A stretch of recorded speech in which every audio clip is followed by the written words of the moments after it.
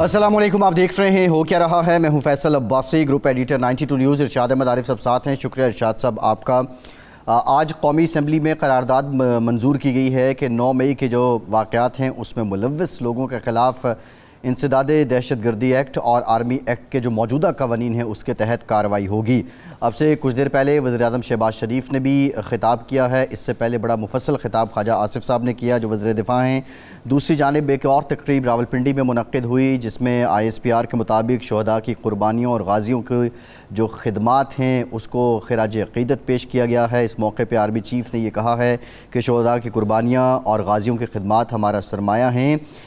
जो 22 अफसरान हैं उनको तमग़ा बसालत दिया गया है। तकरीब में 51 अफसरान को सितारा इम्तियाज़ मिलिट्री से नवाजा गया है। 2 जवानों को अक़वाम मुत्तहिदा के खुसूसी मेडल्स भी दिए गए हैं और 25 मई को यौम तकरीम शहदा मनाने का ऐलान किया गया है पाक फ़ौज की जानिब से। इस पर भी कुछ मुफस्सल बात करेंगे। कुछ सियासी अगर बात की जाए तो पाकिस्तान तहरीक इंसाफ की विकटें गिरने का सिलसिला जारी है। फैज़ुल्लाह कमोका फैसलाबाद से हैं, वो सदर भी हैं रीजनल, उन्होंने पार्टी छोड़ दी है। चौधरी वजाहत हुसैन ने वापसी की राह ले ली है। चौधरी शुजात ग्रुप के साथ वो आ गए हैं। परवेज़ इलाही ग्रुप को खैरबाद कह दिया है कि चौधरी ख़ानदान फिर से यकजा होने जा रहा है। परवेज़ इलाही साहब कहाँ हैं, इस पर भी कुछ मुफस्सल बात करेंगे। लेकिन जो इस खित्ते में जो सबसे बड़ी डेवलपमेंट है वो भारत की जानिब से एक भोंडी हरकत करने की कोशिश की गई कि श्रीनगर में G20 जो ममालिक हैं उनकी मीटिंग कॉल की गई और अब इत्तलात ये हैं कि चीन की जानिब से, सऊदी अरब की जानिब से, तुर्की की जानिब से, इंडोनेशिया की जानिब से इस इजलास में ताहाल शिरकत नहीं की गई है। क्या भारत को लेने के देने पड़ गए हैं और इसके मकासद क्या थे। प्रोग्राम का आगाज़ इसी से करेंगे। इरशाद साहब, बिलावल भुट्टो ज़रदारी ने मुज़फ़्फ़राबाद में मसरूफ़ दिन गुजारा है। आज़ाद कश्मीर की कानून साज़ी असम्बली से खिताब करते हुए उन्होंने कहा कि यह अक़वाम मुत्तहिदा की करारदादों की ख़िलाफ़ वर्जी है और ये मीटिंग भी भारत का एक गैर कानूनी इक़दाम है। भारत श्रीनगर जो मुतनाज़ा इलाका है, जो मकबूज़ा गैर कानूनी मकबूज़ा कश्मीर है, भारत ने उस पर गैर कानूनी कब्ज़ा किया हुआ है। इसमें मीटिंग रखने का मकसद क्या था, बाबर दुनिया को क्या करवाना चाह रहा था। देखिए वैसे 3 मकासद मुझे नज़र आते हैं इंडिया के।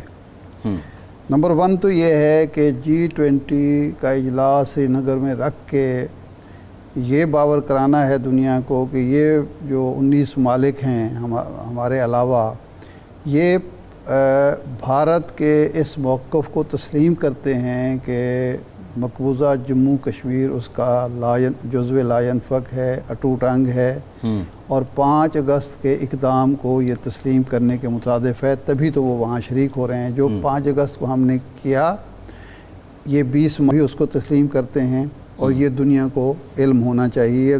बाकी दुनिया को बताना था कि ये 20 मुल्क जो इम्पॉर्टेंट मुल्क हैं, जर्मनी है, तुर्की है, इस तरह के, चीन भी है। एक तो इसका मकसद ये है।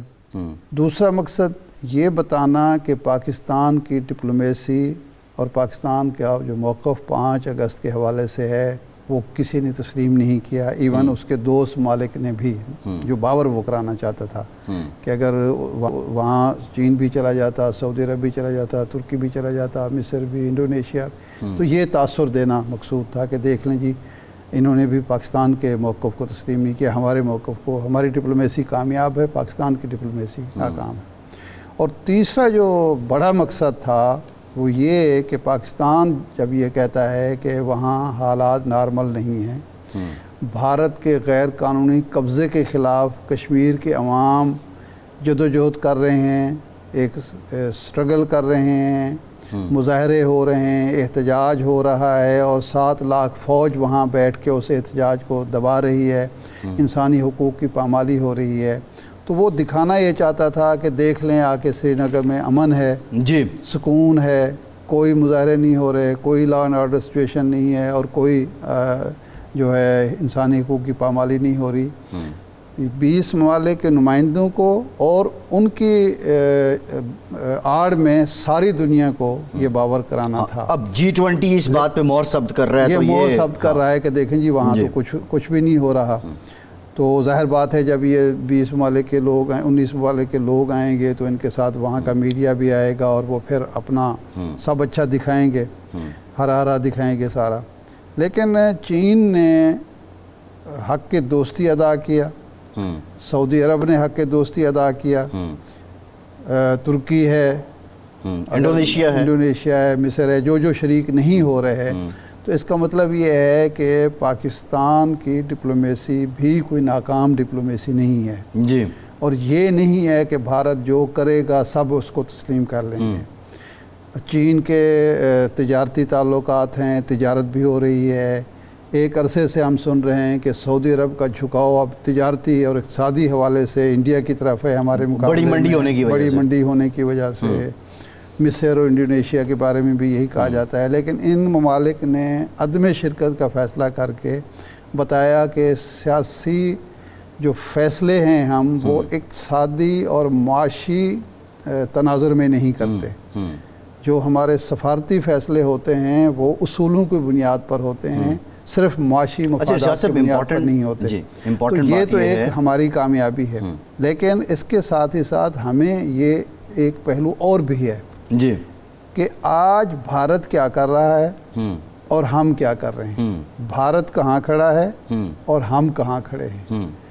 وہ معیشت کو آگے بڑھا رہا ہے، سفارت کو آگے بڑھا رہا ہے، اپنا دائرہ اثر بڑھا رہا ہے، اور ہم باہمی لڑائیوں میں مصروف ہیں۔ جی، ہم آج کے دن بھی قومی اسمبلی میں اس ایشو پر ڈسکشن نہیں ہو رہی، یہ ایشو ہی ڈسکس نہیں ہو رہا۔ یہ اچھا کیا بلاول بھٹو نے، بہت اچھا کیا کہ آزاد کشمیر اسمبلی میں چلے گئے، وہاں انہوں نے خطاب کیا، دنیا کو پیغام دیا، کشمیریوں کو خاص طور پر۔ آج سب سے زیادہ کشمیریوں کے حوصلے بڑھانے کی ضرورت ہے۔ جی، مقبوضہ کشمیر کے عوام کو جو ظلم و ستم کا شکار ہیں یہ بتانے کی ضرورت ہے کہ پاکستان اس کے ساتھ کھڑا ہے، اور پاکستان کے ساتھ چین کھڑا ہے، سعودی عرب کھڑا ہے، ترکی کھڑا ہے، فلاں کھڑا ہے، فلاں کھڑا ہے۔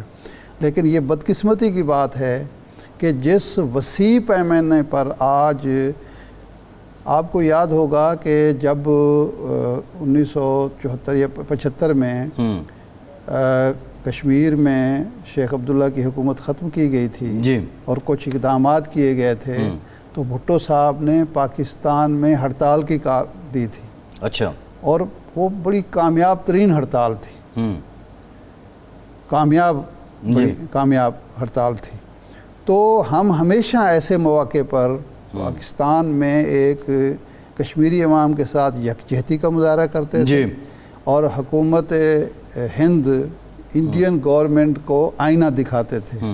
لیکن آج ایسا نہیں ہوا۔ کشمیر، آزاد کشمیر میں تو یہ کچھ ہوا، پاکستان میں یہ نہیں ہوا، خاموشی سی ایک ہے۔ اچھا ارشاد صاحب، اب معاملہ یہ ہے کہ G20 کی ہم بات کریں، چین کا آپ کو پتہ ہے کہ اپنی ریولری بھارت کے ساتھ تو ہے، لداخ کے اور دیگر جو معاملات ہیں۔ سعودی عرب، یہ بہت زیادہ کرٹیسزم ہوتا تھا جب ہم سعودی عرب کی بات کرتے تھے، ہم OIC کی بات کرتے تھے، لیکن سعودی عرب نے یہاں پہ تمام تر جو مفادات ہیں اس سے اوپر تو برادری کو فوقیت دی نا، مسلم برادر ملک ہونے کی حیثیت سے سعودی عرب نے یہاں پہ فوقیت دی۔ اچھا، یہ تو پہلو ہیں جو ہم انفرادی طور پہ دیکھیں بھارت کے ساتھ جو معاملات ہیں، لیکن پچھلے کچھ ہفتوں سے یا کچھ مہینوں سے جو ڈیولپمنٹ ہو رہی ہیں، قربتیں بڑھ رہی ہیں، سعودی عرب ایران قریب آ گئے، ایران پاکستان کے معاملات بہت پہلے سے اچھے تھے لیکن مزید تقویت مل رہی ہے، چین کے ساتھ قربتیں بڑھ رہی ہیں۔ کیا یہ بھی ایک پہلو ہے کہ بھارت جو امریکہ کی گود میں بیٹھا ہے، اگر وہ بیٹھا رہے گا تو پھر بھارت کو سپورٹ نہیں کیا جائے گا کسی بھی فورم پہ اس ممالک کی جانب سے یا ان اتحاد کی جانب سے؟ یقیناً ہوگا۔ دیکھیں، ہم جب یہ کہتے ہیں کہ ہمارا جو جغرافیہ ہے وہ ہماری بہت بڑی اسٹرینتھ ہے، ایک اسٹریٹجک پوزیشن ہے پاکستان کی، وہ ہے، اس میں کوئی شک ہی نہیں ہے۔ پرابلم یہ ہے کہ ہم آپس کے اختلافات میں، آپس کی لڑائیوں میں، آپس کے بشات میں اس جغرافیائی اپنی حیثیت کو نظر انداز کر دیتے ہیں۔ میں ایک چھوٹی سی مثال دوں گا۔ 1990 میں جب پہلی دفعہ یہ دوبارہ انسرجنس شروع ہوئی کشمیر میں، اور وہاں ہمارا ایک بہت بڑا واقعہ ہوا، تو ایرانی وزیر خارجہ جا رہے تھے دورے پر، انہوں نے وہ دورہ منسوخ کر دیا، یعنی اس حد تک انہوں نے فیل کیا اس بات کو کہ مسلمانوں پر، ہمارے مسلمان بھائیوں پر ظلم ہو رہا ہے، انہوں نے دورہ منسوخ کر دیا اور ہم اسی وقت تعلقات بڑھانے کی کوشش شروع ہو گئی. جی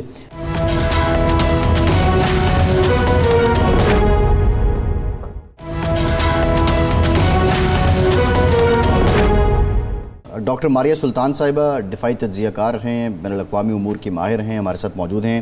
ڈاکٹر صاحبہ thank you very much for your time. Doctor صاحبہ جو سری نگر میں ہو رہا ہے، لیکن چین کی جانب سے، سعودی عرب کی جانب سے، ترکی کی جانب سے اور ایون انڈونیشیا اور مصر کی جانب سے بھی اب تک اس میں شرکت نہیں کی گئی ہے.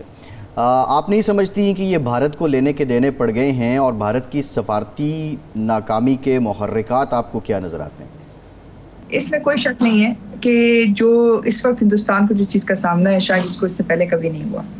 کیونکہ اگر آپ ماضی میں دیکھیں تو ہندوستان کے تعلقات مصر کے ساتھ، سعودی عربیہ کے ساتھ، باقی تمام بالخصوص ترکی کے ساتھ اچھے خاصے آپ ایک طرح سے کہہ سکتے ہیں مثبت رہے ہیں. لیکن یہ پہلی دفعہ ہے کہ جہاں انہوں نے ایک اندرونی قانونی دہشت گردی کی، جہاں 5 اگست 2019 کو انہوں نے کشمیر کا جو سٹیٹس تبدیل کر کے جو ہے بین الاقوامی طور کے اوپر اس چیز کو واضح کرنے کی کوشش کی کہ شاید اب ہندوستان کا حصہ ہے، وہ اس بات کی عکاسی کرتی ہے کہ دنیا بھی اس کو ماننے کے لیے تیار نہیں ہے. پہلی بات. دوسری بات یہ ہے کہ اس چیز سے یہ بات بھی واضح ہوتی ہے کہ اس وقت جو مسئلہ کشمیر کے اوپر جو سٹانس ہے ہندوستان کا، یا اس وقت جو ہے باقی ممالک کا جو اس وقت ہندوستان کے ساتھ بالخصوص امریکہ یا باقی لوگ ہیں، وہ بھی باقی دنیا ماننے کے لیے تیار نہیں. تو یہ ایک طرح سے آپ کہہ سکتے ہیں new world order versus old world order ہے، جس میں آپ دیکھیں چین، ترکی، مصر، پاکستان جو سارے بیلٹ اینڈ روڈ انیشیٹو کے بھی ساتھی ہیں اور اہم ساتھی ہیں، وہ ایک طرف کھڑے ہوئے نظر آتے ہیں. اس کے علاوہ جو اصولی فیصلے ہیں ان کے اوپر بھی وہ دوسری طرف کھڑے ہوئے نظر آتے ہیں. تو یہ ایک آسان نہیں لیکن ایک واضح حقیقت ہے جو ابھرتی ہوئی نظر آ رہی ہے. ڈاکٹر صاحبہ یہ اب بتائیے کہ اس کے اثرات کیا ہوں گے سفارتی سطح پر؟ کیا ہم اس سفارتی کامیابی کو مزید آگے لے جا سکتے ہیں؟ ہم اس کو مزید بڑھا سکتے ہیں اور ان ممالک کو جو وہاں شریک ہو رہے ہیں ان کو بھی باور کرا سکتے ہیں کہ آپ بھی وہاں جو ہیومن رائٹس کی وائلیشنز ہو رہی ہیں، کشمیریوں کے ساتھ ظلم ہو رہا ہے، قراردادوں کی مٹی پلید کی جا رہی ہے، آپ بھی اس پر غور کریں، توجہ دیں اور بھارت کی منمانی کو روکیں؟ یا بس اتنا کافی ہے کہ جی 4-5 ملک شریک نہیں ہوئے تو ہم نے کامیابی حاصل کر لی؟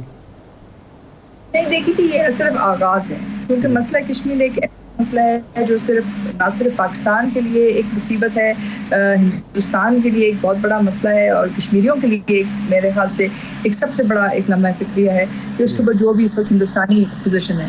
کیونکہ یہ مسئلہ جو ہے اقوام متحدہ کے اندر نہ صرف رجسٹرڈ ہے، لیکن اس کے اوپر یہ سوال بھی اٹھتا ہے کہ اقوام متحدہ کتنی حد تک اپنی جو بنیاد ہے اس کو کتنی حد تک جو ہے سیٹل کر سکا ہے. تو اس لیے اس وقت ہمیں بہت ضرورت ہے کہ یہ جو چیزیں آپ کو کامیابی حاصل ہوئی ہے اس کو آپ قلم بند کریں. اور اس کو قلم بند کرنا صرف یہ نہیں ہے کہ یہ جو ممالک ہیں یہ جو ہے G20 کی اس کانفرنس میں شرکت نہیں کرتے، بلکہ اس کی جو پریزنس ہے اس کو آپ کو کنورٹ کرنے کی ضرورت ہے اقوام متحدہ کے پلیٹ فارم سے، کیونکہ اقوام متحدہ خود ایک پارٹی ہے بالخصوص مسئلہ کشمیر میں. تو جب تک آپ وہاں نہیں اٹھاتے ہیں تب تک آپ اس سفارتی کامیابی کو حقیقی کامیابی میں تبدیل نہیں کر سکتے. صحیح ہے. اچھا ڈاکٹر صاحب، آپ نے کہا کہ یہ new world order and old world order کے بٹوین ایک سارا محاذ کھل چکا ہے، لیکن جو کشمیریوں کی انڈیجنس موومنٹ ہے، جو ان کی اپنی کاوشیں ہیں، اور پھر بھارت کا جو یک طرفہ اقدام ہے، آپ نہیں سمجھتی کہ جو مسلم ممالک ہیں، سعودی عرب بالخصوص، ہم ترکی کی بات کر لیں، ہم مصر کی بات کر لیں، ان کے لیے یہ زیادہ امپورٹنس ہے اس کی کہ وہ تو کشمیر کی کاز کو ہائی لائٹ کر رہے ہیں بجائے اس کے کہ وہ کسی بلاک یا کسی گروپ کی صورت میں اس کا بائیک آؤٹ کر رہے ہیں؟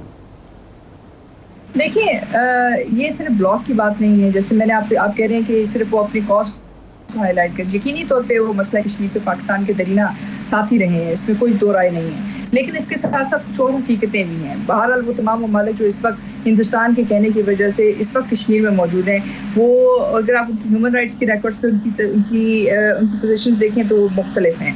ان کی جو ہے بین الاقوامی وائلنس کے اوپر بات کی جائے تو اس پہ مختلف ہے، قانونی دہشت گردی کے بارے میں بات کی جائے تو وہ مختلف ہیں.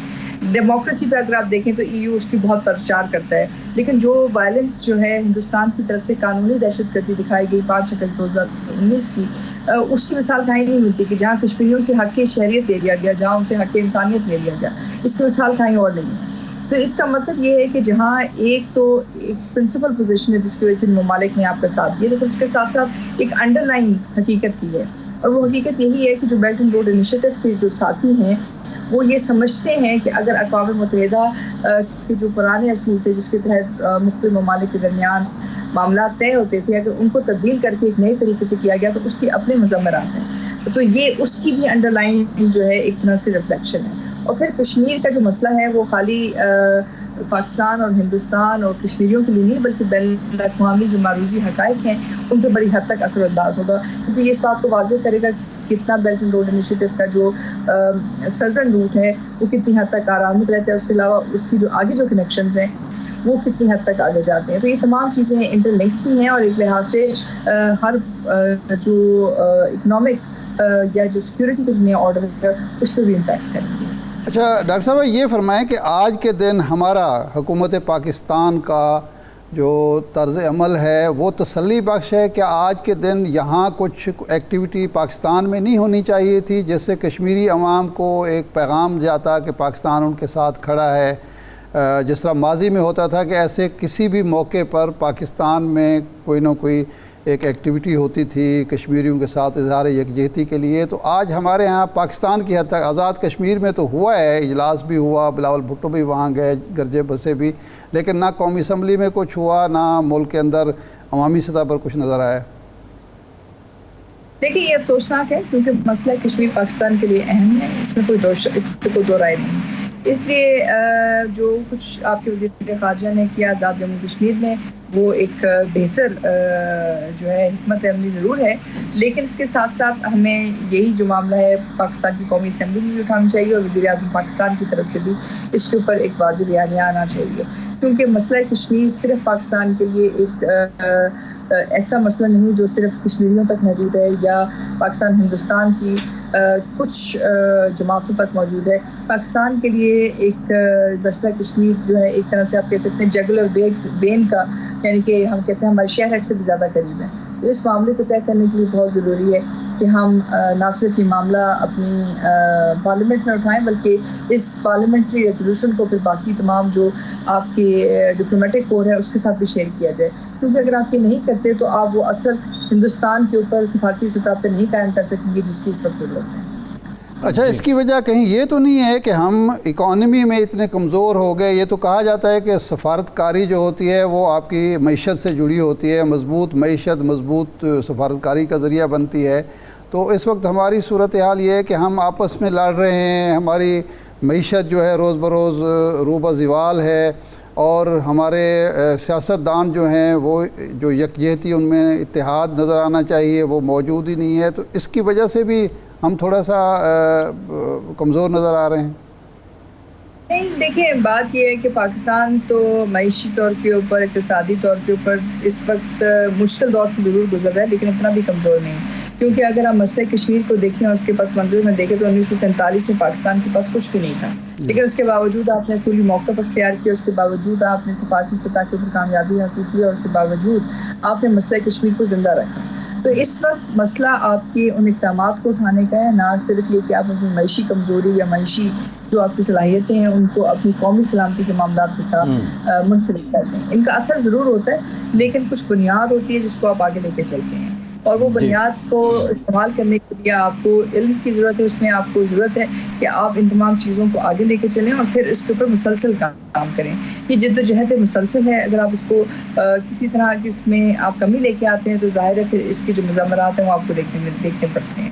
اس لیے میرا تو یہی تھا کہ ہمیں اس وقت جو ہے یقینی طور پر یہ جو ایشو پارلیمنٹ میں اٹھانا چاہیے۔ ٹھیک ہے اگر آج ہم نہیں بھی اٹھا سکے تو ہمارے پاس پورا اگلا ہفتہ موجود ہے، ہمیں یہ چیزیں اٹھانی چاہیے اور اس کے بعد جو ریزولوشن نکلتی ہے اس کے اوپر جو ہے تمام جو پارٹیز ہیں ان کا جو ہے ایک طرح سے آپ کو مطلب یکجہتی دکھانی پڑے گی، کیونکہ کچھ معاملات آپ کی قومی سلامتی کے ہیں، کچھ معاملات آپ کی سیاسی تدبیر سے آگے ہیں جو آپ کی قوم کے لیے اور آپ کے ملک کے لیے، اور اس میں مسئلہ کشمیر سر فہرست ہے۔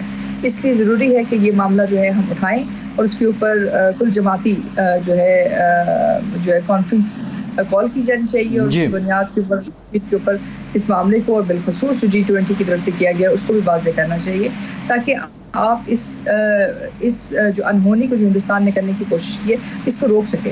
اگر آپ یہ نہیں کرتے ہیں اور آپ ان چیزوں میں اپنا پروٹیسٹ رجسٹر نہیں کرتے اور اس کو صحیح جگہ پہ نہیں پہنچاتے تو آپ اس کو غلط تو سمجھیں گے، لیکن آہستہ آہستہ جو دنیا کی تاریخ ہے اس کو دوسری طرف۔ ٹھیک، بہت شکریہ ڈاکٹر ماریہ سلطان صاحب، آپ موجود تھی۔ ایک بریک لیتے ہیں اور بریک کے بعد بات کریں گے کچھ سیاسی دنگل کی۔ پاکستان تحریک انصاف لوگ چھوڑ رہے ہیں، اگلی پکچر کیسی ہوگی، بریک کے بعد بات کرتے ہیں۔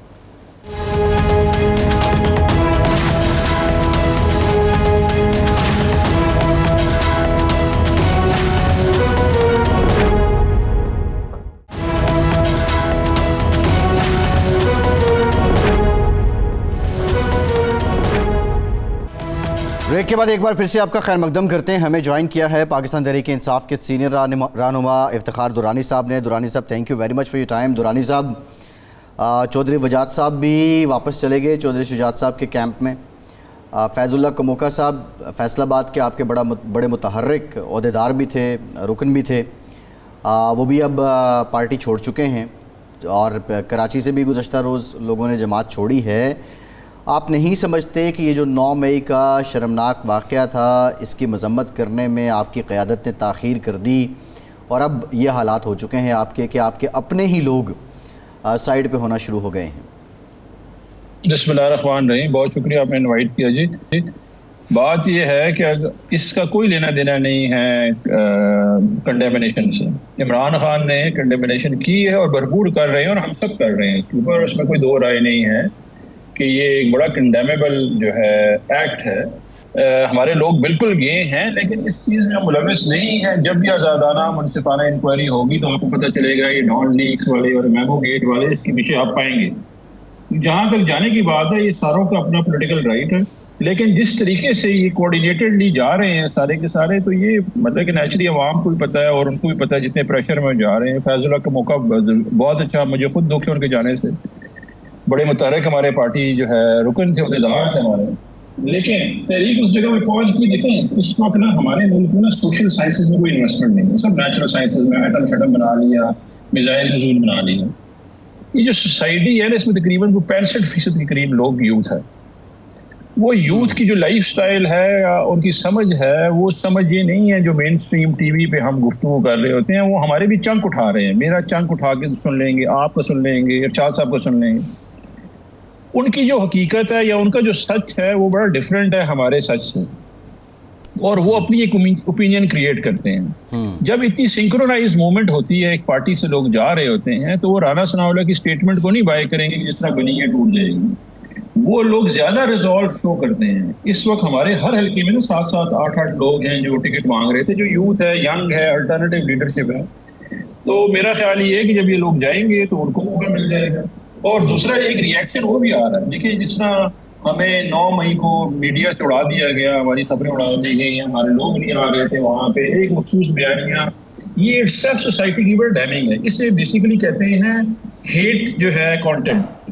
ہیٹ کانٹینٹ ہوتا ہے کہ جب ایک اسپیسیفک نہیں تو دورانی صاحب اب سوال یہ ہے کہ آپ ہیٹ کنٹینٹ کی بات کرتے ہیں، جو پچھلے 14-15 مہینے سے آپ کے پارٹی لیڈر ترویج کر رہے تھے، نکلو، یہ کر دو، وہ کر دو، اس سسٹم کے خلاف اٹھ کے کھڑے ہو جاؤ، یا تو آپ انقلابی جماعت ہوتے، آپ سسٹم سے باہر جا کے سسٹم کو چیلنج کرتے، سسٹم میں رہ کے بھی آپ سسٹم کو چیلنج کرتے رہے، تو وہ کون سا مروت کا اور محبت کا پیغام تھا جو خان صاحب پچھلے 14-15 مہینوں سے عوام کو دے رہے تھے؟ نہیں دیکھیں، یہ ایک سیاسی گفتگو ہے، ایک سیاسی گفتگو کو سیاسی پیرائے میں لینا چاہیے۔ میں بالکل آپ سے اس پر آپ جو بات کر رہے ہیں، ہم نے ایک بالکل بات چیت کی ہے، لیکن اس کا ایک تناظر ہے، آؤٹ آف کانٹیکسٹ نہیں ہے۔ ایسا نہیں ہے کہ کوئی سازش کے ذریعے کسی کو پھنسا کے آپ مارجنلائز کریں گے۔ کانٹیکسٹ یہ ہے کہ ایک پولیٹیکل پارٹی جو لارجسٹ پولیٹیکل پارٹی ہے، اس کو آپ بتا رہے ہیں کہ یہ ٹیررسٹ ہے، اور بتا کون رہا ہے؟ شہداء جو ہے وہ ورثہ ہیں، وراثت ہے ریاست کی، میرے آپ کی، ان کے خاندان کا، ہمارے اوپر قرض ہے ان کا۔ ان لوگوں کے بیانات، اسپیشلی نواز شریف کے 71 کے اور کارگل کے بارے میں دیکھیں، ابھی یہ لوگ گفتگو کریں گے، یہ بتائیں گے ہمیں، اور ہمارے اوپر پیڈ کیمپین چلائیں گے کہ شاید ہم وہ لوگ ہیں جو یہ کام کر رہے ہیں۔ جس دن منصفانہ اور آزادانہ انکوائری ہوگی، آپ کو پتہ چلے گا ان کی عزائم۔ 2016 میں کتاب لکھی گئی تھی نو پیس نو وار. ان لوگوں نے وہ تباہ اپنے آپ کو اکوپ کیا اور ہمیں 14 مہینے سے یہ ٹارگٹ کیے جا رہے تھے. افتخار صاحب اب ایشو یہ ہے، عمران خان صاحب کہتے ہیں کہ شاید کل 80% امکان ہے کل مجھے گرفتار کر لیا جائے. اگر بالفرض عمران خان صاحب کل کسی کیس میں گرفتار ہوتے ہیں، پہلے تو خان صاحب کہہ چکے ہیں کہ دوبارہ گرفتار اگر میں ہوا تب بھی رد عمل یہی آئے گا، لیکن کیا کل اگر گرفتار ہوتے ہیں تو آپ خاموشی سے اس گرفتاری کو ٹھنڈے پیٹوں برداشت کریں گے اور کسی قسم کا کوئی احتجاج نہیں ہوگا کہ ہاں یہ روٹین کی بات ہے، گرفتاریاں بھی ہوتی ہیں، جیلیں بھی ہوتی ہیں، رہائی بھی ہو جاتی ہے، یا پھر کوئی ری ایکشن دیں گے؟ دیکھیے پرامن احتجاج ابھی تک تو پہلی بات ہے کہ آئین ٹوٹ چکا ہے، اور آپ بالکل ٹھیک کہہ رہے ہیں کہ جب آئین ٹوٹ چکا ہے تو اس میں آپ احتجاج کا حق بھی ختم ہو جاتا ہے لوگوں سے. لیکن پرامن احتجاج ہر شہری کا حق ہے. جب وہ کہتے ہیں کہ ری ایکشن آئے گا وہ پرامن احتجاج ہے. دیکھیں خان صاحب پہ جب قاتلانہ حملہ بھی ہوا تھا ہم پرامن رہے تھے. یہاں پہ انہوں نے لاہور کے سامنے اے پی سی کھڑی کی ہوئی تھی جو رپورٹڈ تھی کہ ٹینک کھڑے ہیں. ان اے پی سی سے کھڑے ہونے کے باوجود یہاں پہ کنٹونمنٹ کور تھا، یہاں پہ کبھی بھی ہمارا احتجاج ایسا نہیں تھا. 25 مئی کو انہوں نے ہمارے پر تشدد اتنا زیادہ کیا، ہمیں کوئی بھی اس کا رسپانس اس طرح کا نہیں تھا ہمارا. ہم ایک پرامن جماعت ہے اور اس کو اس طرح نہ لیجیے گا. ری ایکشن آئے گا اور ری ایکشن بالکل ہے، سب لوگ نکلیں گے، ہم پروٹیسٹ کریں گے کیونکہ ان کے جو کیسز ہیں وہ فریولس کیسز ہیں. 160 کیسز. آپ مجھ سے زیادہ سمجھدار ہیں عارف بھائی، مجھے بتائیں کہ کسی ایک بندے پہ 1 سال میں ہو سکتے ہیں؟ کیا یہ کوئی سینسیبل بات ہے؟ مطلب دنیا میں وہ کس طرح جانا جاتا ہے؟ تو دنیا میں وہ جانا جاتا ہے کہ جو درخت لگاتا ہے، دنیا بھر کی آنے والی نسلوں کے لیے درخت لگا رہا ہے. دنیا میں جانا جاتا ہے کہ کینسر سے مریضوں کو بچا رہا ہے. دنیا میں وہ جانا جاتا ہے کہ وہ تعلیم کے لیے لوگوں کو تعلیم دے رہا ہے. اور پاکستان میں آپ بتا رہے ہیں کہ وہ دہشت گرد ہے، بغاوت کر رہا ہے، لوگوں کو مار رہا ہے، اللہ کا نقصان ہے. یہ فرمائیں کہ اگر گرفتاری ہوتی ہے تو اس کے بعد آپ کی جو 6 رکنی کمیٹی خان صاحب نے بنائی تھی وہ تو ساری کی ساری آلموسٹ گرفتار ہے، کوئی باہر لیڈر ہے نہیں، یا چھپا ہوا ہے یا جیل میں ہے یا چھپا ہوا ہے. تو اب پارٹی کون چلائے گا؟ کوئی طے ہوا ہے کہ خان صاحب کے گرفتاری کی صورت میں پارٹی کون چلائے گا؟ ان کے خاندان کا کوئی فرد ہوگا یا باہر سے کوئی لیڈر ہوگا جو باہر آ کے جدوجہد کر سکے؟ دیکھیے اس وقت بھی جو ہے نا عارف بھائی، سارے کے سارے وہ لوگ نکلے جو عوام تھے. مطلب کہ جو میں آپ کو بتانا چاہ رہا ہوں کہ 22 لوگ جو شہید ہوئے ہیں وہ کور کمانڈر گھر یا ریڈیو پاکستان پہ نہیں تھے. جو 600 لوگ بندے زخمی ہوئے ہیں وہ بھی کسی جگہ پہ ایسے پرامن احتجاج کر رہے تھے. تو پرامن احتجاج جس طرح کی ذیلی تنظیمیں اپنی جگہ پہ کریں گے جو موجود ہیں، یعنی کہ جس طرح فیصل آباد ہے، لاہور ہے، پشاور ہے، ایبٹ آباد ہے، پورے پاکستان میں پرامن احتجاج ہوگا. لوگ کہیں گے کہ میں تو بات کر رہا ہوں کہ احتجاج کی بات نہیں ہو رہی. پارٹی کو لیڈ کون کرے گا؟ اب خان صاحب کے خاندان کا کوئی فرد ہوگا یا پارٹی میں کوئی طے ہوا ہے کہ فلاں لوگ، فلاں آدمی یا فلاں کمیٹی جو ہے وہ لیڈ کرے گی پارٹی کو خان صاحب کی عدم موجودگی میں اور ان لوگوں کی عدم موجودگی میں جو جیل چلے گئے ہیں؟ یہ بڑا اچھا سوال ہے. دیکھیں پہلے بھی خان صاحب جب نہیں تھے تو یہ سارا جو ہوا، جو ابھی ہم واکنگ انٹو ٹریپ جو ہوا کہ ہم ایک اس میں چلے گئے، ایک طرف ہمیں لے جایا گیا اور اس میں جہاں پہ یہ سب قومی سانحہ ہوا. میرا خیال یہ ہے کہ ابھی تو ایسا کوئی کمیٹی فارم نہیں ہوئی ہے. صرف جہاں پہ جو علاقائی تنظیمیں ہیں وہ اپنا جو ہے کام کرتے رہیں گی. کوئی اس طرح کا آرگنائز سٹرکچر ہے نہیں کیونکہ سینئر لیڈرشپ ساری کی ساری ہماری گرفتار ہے، کوئی بندہ باہر اویلیبل نہیں ہے. نہیں تو یہ لیڈر لیس پارٹی، اس کے تو یہ مزید نقصان دہ نہیں ہوگی؟ پہلے بھی آپ کہتے ہیں کہ لیڈر اندر ہے اس لیے ہم سے قابو نہیں ہو رہی. فواد چوہدری صاحب سے قابو نہیں ہو رہے تھے، شاہ محمود قریشی صاحب سے نہیں ہو رہے تھے. اب تو اگر مرکز ضلعی تنظیم یہ کرے گی تو پھر کیا ہوگا؟ دیکھیں کبھی زندگی میں نا آپ سوچ نہیں رہے ہوتے کہ لوگ ذاتی مفاد کے لیے ملک کا بھی داؤ لگا سکتے ہیں. ابھی ہماری پارٹی نے سیکھ لیا ہے کہ جو ہمارے دشمن ہیں، جو ہمارے رائیولز ہیں، یعنی کہ جو ہمارے پولیٹیکل رائیولز ہیں، سیاسی دشمن جو ہمارے ہیں یا اپوننٹ ہمارے کہوں گا میں، وہ لوگ کسی موریلٹی پہ کام نہیں کر رہے ہیں، ان کے وہ مورلز نہیں ہیں. تو جب ان کو پتہ چل جاتا ہے کہ امورل اپوننٹ آپ کا آ جاتا ہے نا جب آپ کا، تو اس کے لیے پھر آپ اپنا احتیاط کرتے ہیں کہ جی آپ امورلٹی میں، جب امورل آپ کا اپوننٹ ہے تو پھر اپنے آپ اپنا حفاظت خود کر رہے ہوتے ہیں کہ ایسا نہیں ہو سکتا. ہمارے ذہن میں یہ نہیں تھا کہ ہمارا جو امورل اپوننٹ ہے وہ اتنا گر جائے گا کہ اپنی ذاتی مفاد کی خاطر وہ کسی کو جو انٹرنیشنل برانڈ پاکستان نے 50 سال میں کریٹ کیا اس کے اوپر اتنا بےہودہ قسم کے الزام لگائے گا جو اس وقت لگا رہے ہیں، اور مل کے لگا کے ایک سیکنڈ یہ فرمائیں دورانی صاحب کہ اس وقت 2 لوگ ہیں، ایک صدر ہیں پارٹی کے جناب پرویز الہی صاحب جو گرفتار نہیں ہیں، اور دوسرے نائب صدر ہیں جو اس کمیٹی کا حصہ بھی تھے، چودھری فواز صاحب ہیں۔ پارٹی ان 2 میں سے کس کو ترجیح دے گی کہ وہ لیڈ کریں؟ پارٹی کارکن کس کی قیادت میں آگے بڑھیں گے الیکشن میں اگر حصہ لینا ہے عمران خان کی عدم موجودگی میں، یا کوئی سٹرگل کرنی ہے پولیٹیکل؟ دیکھیں دونوں ہمارے لیے قابل احترام ہے، میرا خیال ہے موسٹلی ٹکٹ جو ہے وہ اگریڈ اینڈ ڈیسائیڈڈ ہے، اور اس میں میرا خیال ہے ویسے ڈیسیجن کیمپیننگ ہے وہ پارٹی کرے گی، نیچرلی جو اویلیبل لوگ ہیں جس طرح بتائیں گے دونوں ہم پورا اکٹھے ہو کے نیچرلی باقی لیڈرشپ بھی آ جائے گی۔ باہر جتنے 3 ایم پیوں میں 30 دن ہے، 10 دن گزار نہیں ہے، 20 دن ہے، اگر اور کسی مقدمے میں گرفتار نہیں کیا تو ہم سمجھتے ہیں کہ سینٹی پریویل کر جائے گی۔ جو میرا سوال ہے نا جی المیہ اس ملک کا یہ ہے کہ ہم جو ہے نا اس وقت کوئی بندہ یہ نہیں بات کر رہا کہ اس ملک میں آئین ٹوٹ چکا ہے۔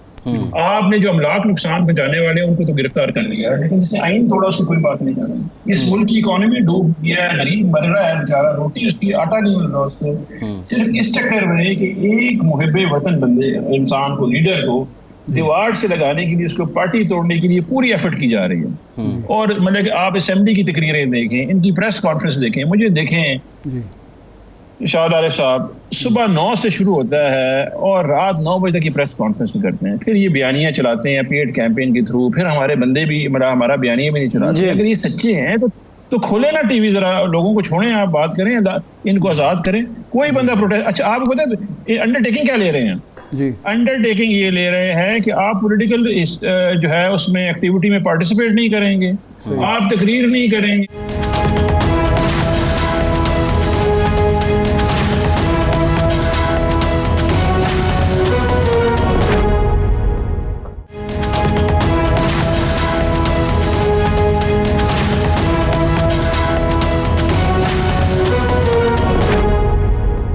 ان کیس عمران خان اریسٹ ہو جاتے ہیں تو اس کے بعد آپ نے خود ہی کہہ دیا کہ ہماری جو سیکنڈ ٹیئر لیڈرشپ ہے وہ بھی اندر ہے، تو کیا عمران خان کی فیملی کا کوئی فرد پارٹی کو لیڈ کر سکتا ہے؟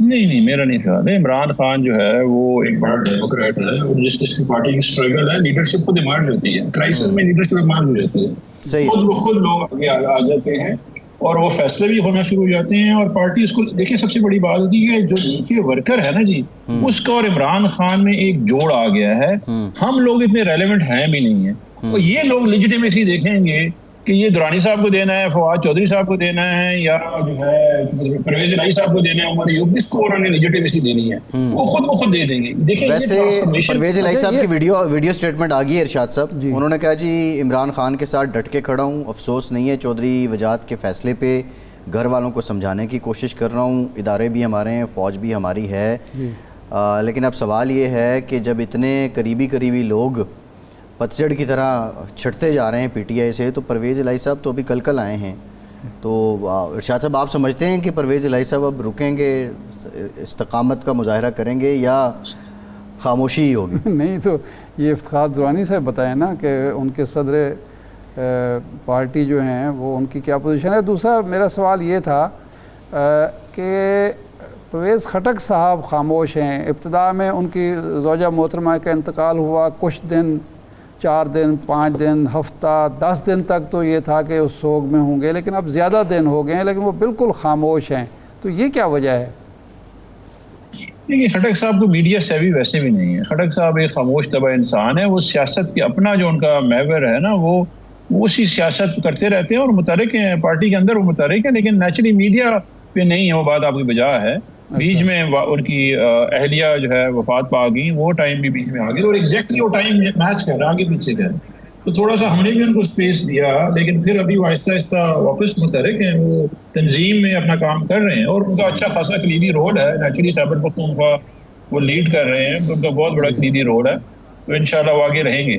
لیکن یہ جو میرا جو پوائنٹ ہے نا جی، کہ یہ جو تحریک ہے نا جی، یہ جا رہی ہے اس وقت لینڈ سلائڈ کی طرف، جی یہ عوام خود فیصلہ کرے گی. آپ لوگ یہاں ٹی وی پہ دیکھتے رہیں گے, عوام یہ جو آپ کو چہرے نظر آ رہے ہیں نا اسمبلیوں میں آگے پیچھے, یہ اگلے الیکشن میں آپ کو نظر نہیں آئیں گے. یہ میرا آپ لکھ کے اپنے پاس رکھیں کہ میں ٹی وی پہ آیا تھا 22 مئی 2023 کو, میں نے کہا تھا یہ عوام ان کو بہا کے لے جائے گی.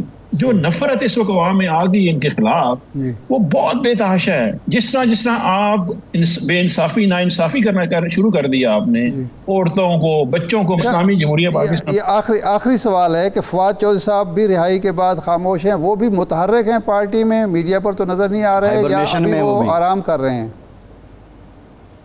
دیکھیں ایک جھٹکا تو لگتا ہے نا جی, آپ گزار کے آئے, جیل گزار کے ہیں, لیکن آج بھی میرے سے فون پہ بات ہوئی ہے, وہ اپنے بالکل ایکٹیو ہے, ہماری رہنمائی کر رہے ہیں, ہمارے میڈیا کے ہیڈ ہیں پارٹی کے, اور ہم ان سے گائیڈ لائن دیتے ہیں اور وہ بتا رہے ہیں. لیکن آئی ایم شیور تھوڑا سا وہ پیس اپ کر جائیں گے وقت کے ساتھ, جب انشاءاللہ ایک آدھ 2-3 دن میں پیس اپ کر جائیں گے, وہ مجھے امید ہے. وہ ایسی نا امیدی نہیں ہے ہماری پارٹی میں, ہم بڑے ہی اس وقت کمفرٹیبل زون میں ہے. ایکچولی ہوا یہ ہے کہ بہت بڑی سیمپتھی ویو آ گئی پی ٹی آئی کی طرف, جہاں پہ ہم سمجھ رہے تھے کہ یہ لوگ ہمارے سے جو ہے شاید کوئی متنفر ہوگا, وہ سیمپتھی ویو آ گئی ہے. جتنا آپ اس کو ٹی وی پہ اشتہار چلاتے جائیں گے تو شکریہ. نہیں تو درانی صاحب آپ ٹھیک ہے پولیٹیکلی آپ کو کہیں سیمپتھی بھی آ رہی ہوگی, یہ معاملہ بھی بہت سینسیٹیو ہے, لیکن یہ تو پاکستان کی اوورال کسی بھی پولیٹیکل پارٹی کو چھوڑ کے شہداء تو پورے ملک کی میراث ہوتے ہیں نا, پورے ریاست کی میراث ہوتے ہیں.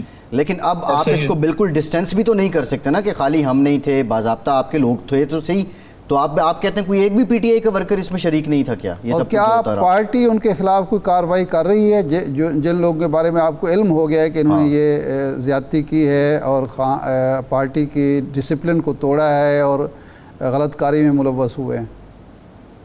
دیکھیں اس وقت جو ہم کہہ رہے ہیں نا, وہ کہہ رہے ہیں آزادانہ اور منصفانہ انکوائری آپ کر دیں. انہوں نے 50 بندوں کے چکر میں 7,500 بندہ اٹھا لی ہے پنجاب سے, اس میں عورتیں بچے بھی ہیں. ہم یہ کہہ رہے ہیں کہ آپ منصفانہ انکوائری کریں, ہاں ہم آپ کے ساتھ شامل ہیں, ہر چیز جو آپ کریں گے ہم سپورٹ کریں گے آپ کو. اس میں بندے کو آپ نے جیل کرنا ہے, اس کو ملٹری ایکٹ ہے, ایئر فورس ایکٹ ہے, جو لگاتے ہیں. منصفانہ کارروائی کا کرائٹیریا کیا ہے درانی صاحب؟ منصفانہ کارروائی کا پیمانہ کیا ہے؟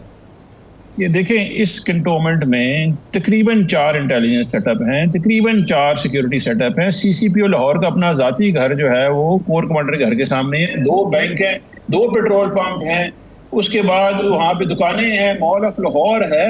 ایسا کیسے ہو سکتا ہے کہ وہاں پہ ابھی ہم 2 بندے ہمیں آئیڈینٹیفائی کیے جو اس پروٹیسٹ کو لیڈ کرتے ہوئے, ان کو بتا رہے ہیں کہ ادھر جائیں. ہم نے کے پی میں بندے پکڑے, کنکریٹ بلڈنگ جل گئی پوری کی پوری, ریڈیو پاکستان بھی جل گیا, یہ بھی جل گیا.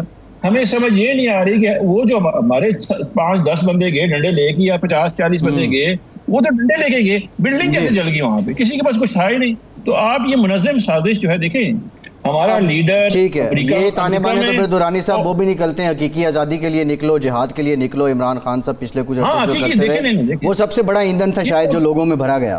اور آپ نے سوشل سائنس کی بات کی تھی شروع میں, اور قوم کا جو ہے سلسلہ وہ آپ کے سامنے ہی ہے, جتنا لٹرری ود ڈیو رسپیکٹ ہم باخبر ہیں. خیر درانی صاحب, sir thank you very much for your time, آپ ہمارے ساتھ موجود تھے. افتخار درانی صاحب, پاکستان تحریک انصاف کے رہنما. ارشاد صاحب, پرویز الہی صاحب کی جو سٹیٹمنٹ سامنے آئی ہے, چودھری وجاہت حسین صاحب ان کا آج واپس اپنے گروپ میں آ جانا, پھر کچھ اور بھی ظاہر ہے لوگ تو آئیں گے واپس چودھری شجاعت صاحب کے پاس, لیکن یہ جو اتنا فرم سٹینڈ ہے پرویز الہی صاحب کا, اگر ہم چودھری صاحبان کے گھرانے کی بات کریں تو یہ فرم سٹینڈ, اس کا مطلب ہے کہ اب مونس الہی اور پرویز الہی کا ہی رہ گیا. وجاہت صاحب نے تو کہا کہ حسین صاحب تو میرے بیٹے ہیں, تو مجھے یقین ہے میری بات وہ مانیں گے. اچھا, 2 چیزیں ہوئی ہیں جس کی وجہ سے لگتا ہے کہ پرویز الہی صاحب کے لیے واپس جانا مشکل ہے. ایک تو یہ ہے کہ جب وہ پی ٹی آئی میں گئے ہیں اور وزیر اعلیٰ بننے سے پہلے اور وزیر اعلیٰ بننے کے بعد جس طرح ان کو اور ان کے خاندان کو ٹارگٹ کیا گیا ہے, مقدمات, ایک مقدمہ دوسرا مقدمہ, حتیٰ کہ مونس الہی کو ملک چھوڑنا پڑا, تو اس کی وجہ سے وہ یہ سمجھ رہے ہیں کہ چونکہ میری اور میرے گھر والوں کی توہین کی گئی ہے, تو وجاہت صاحب پہ تو کوئی مقدمات وغیرہ نہیں بنے. نہیں, ان پہ بنے تھے مقدمات, یہ تھانہ غالب مارکیٹ میں ایک آدھ مقدمہ بنا, لیکن ان کو پیشیاں تو نہیں پڑیں, ضمانتیں نہیں کرانی پڑی, وہ گھر بیٹھے رہے آرام سے. ان پر مقدمات بنے, ان کے بیٹے کو ملک سے باہر جانا پڑا, ان کو اس عمر میں جانا پڑا. پھر ان کے گھر پہ جو ریڈ ہوا، جس انداز میں ریڈ ہوا، وہ ایک توہین کا احساس بھی ان کو لازمی بات ہے ہوگا. اگر وہ نہ ہوئے ہوتے تو بڑی آسانی سے وہ شاید ان کو واپس لے جانا آسان ہوتا. لیکن اسی طرح کا ریڈ جس طرح زمان پارک میں ہوا تھا ان کے گھر پر بھی ہوا، ان کے خواتین، وہ بھی ہمارے سامنے کی بات ہے. تو ایک تو یہ وجہ ہے جس کی وہ سوچیں گے. اور دوسری وجہ یہ ہے کہ جو وجاہت صاحب ہیں ان کی کسی سے کنٹراڈکشن نہیں ہے، فیملی کے اندر بھی اور جو حکمران اتحاد ہے ان کے ساتھ کوئی ڈائریکٹ تصادم یا کنفلکٹ، پرسنالٹی جو ایک ہوتا ہے کانفلکٹ، وہ بھی نہیں ہے. ادھر جو معاملہ ہے وہ ہے منع صلاحی کا اپنے کزن کے ساتھ ایک کانفلکٹ ہے، شریکوں والی بات آ گئی ہے. ٹھیک ہے نا جی. اور اس کے علاوہ وہ اگر مثلاً دوبارہ جائیں تو کیا پوزیشن ہوگی. اور دوسرا پرویز الہی صاحب کا اپنا کنفلکٹ جو شجاعت صاحب سے اب بنتا ہے. جی. اب وہ کاف لیگ کا حصہ نہیں ہے، وہ چھوڑ چکے ہیں، پی ٹی آئی کا حصہ بن چکے ہیں اور پی ٹی آئی نے ان کو صدر بنا دیا ہے پارٹی کا. اب وہ ایک پارٹی کی بڑی مقبول پارٹی کی صدارت چھوڑ کے اس پارٹی میں کیوں جائیں گے جہاں ان کی جگہ پہ سرور صاحب لے چکے ہیں، چودھری سرور لے چکے ہیں. تو یہ چیزیں ہیں جس کی وجہ سے شاید چودھری صاحب کے لیے یہ فیصلہ کرنا آسان نہیں ہوگا کہ وہ سارا کچھ چھوڑ کے کسی دباؤ پر ادھر چلے جائیں. جی ٹھیک. ارشاد صاحب پروگرام کا ٹائم ختم ہو گیا، بہت شکریہ. آج کے پروگرام سے اتنا ہی، اجازت دیجیے.